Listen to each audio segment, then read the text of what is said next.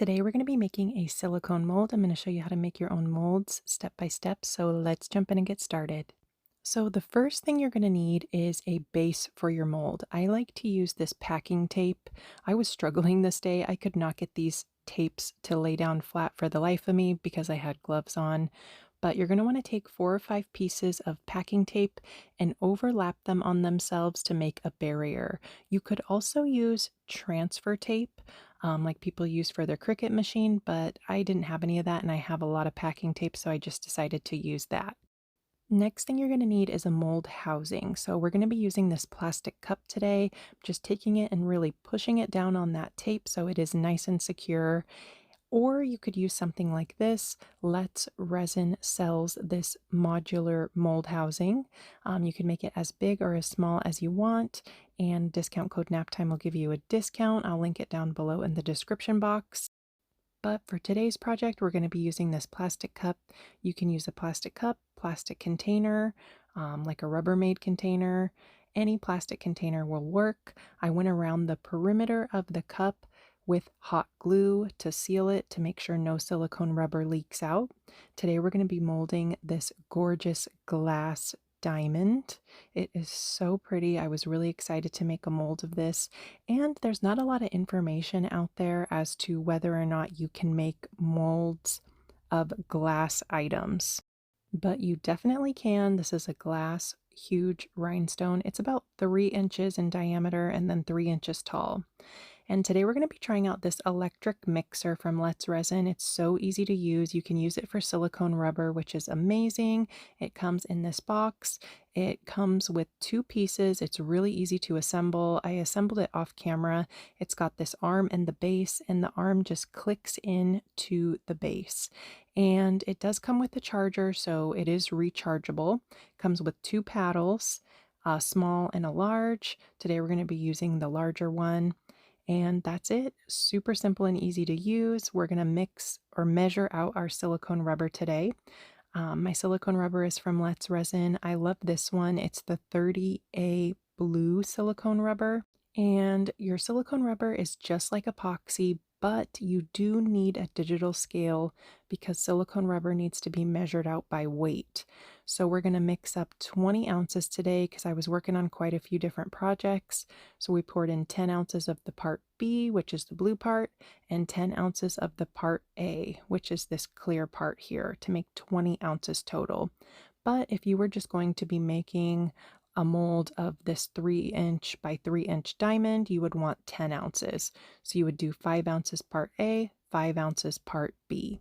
And once you have that measured out, it needs to be right on the nose. So we're waiting. When I get towards the end, I pour really, really, really slow just to make sure I don't add too much. And it is right on the nose, completely equal parts A and B. So we have our 20 ounces. Now we are going to mix it up with this new resin mixer from Let's Resin. So I just put the cup on the base here, hit the power button, and that went into AI mode. I wanted to show you, I turned it off and then turned it back on and held the button down, and it turned on for 4 minutes. And you can see it's really mixing nicely. I personally would not use it on the base like this.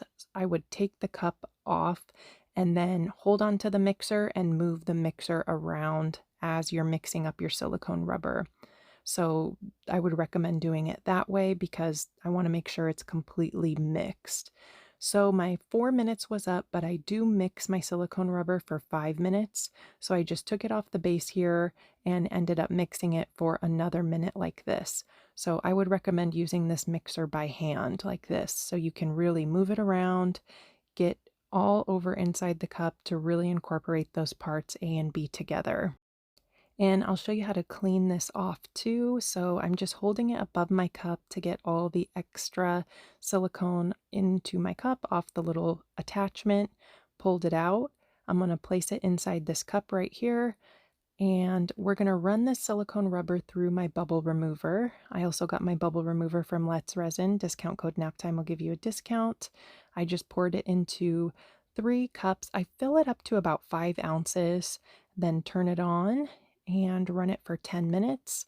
And you can see it gets rid of all the bubbles in the silicone. It also works great with the Let's Resin epoxy as well. This machine works best with medium viscosity resin, so keep that in mind if you get that machine for resin. The Let's Resin regular epoxy is a great medium viscosity resin.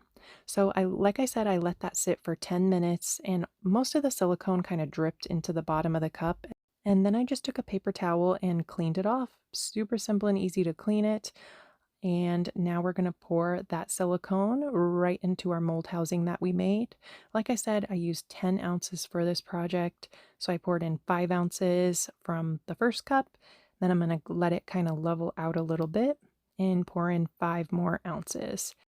And that's really it. It is super simple and easy to make your own molds. Definitely try mold making if you haven't. It is so easy to do.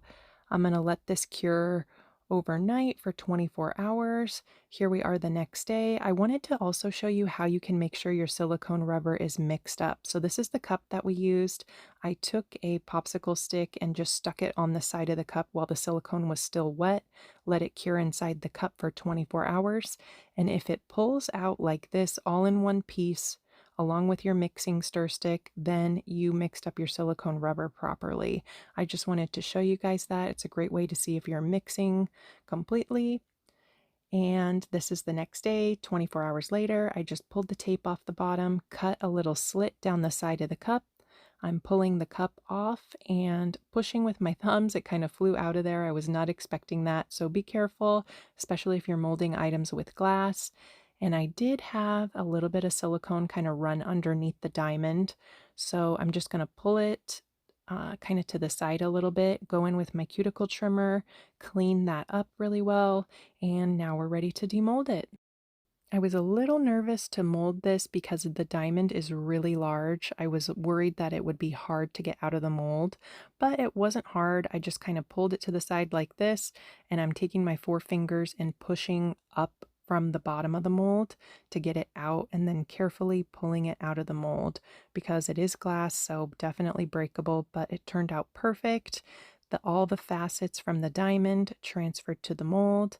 So, so beautiful. And I did have a little bit of tape residue stick to the bottom of the diamond, but that's totally fine because that is where you're going to attach something like this to the bottom of your mold every single time, but you could just clean it off with a little 91% isopropyl alcohol. But here you go. This is how you make molds. Let me know if you have any questions down in the comments. I hope you like this video. Don't forget to subscribe to my YouTube channel, Naptime Creations. And I got all my supplies from Let's Resin. Discount code NAPTIME will give you a discount. They have everything you need to make molds and do resin. Thanks for watching. I hope you're having a great day. Bye, guys.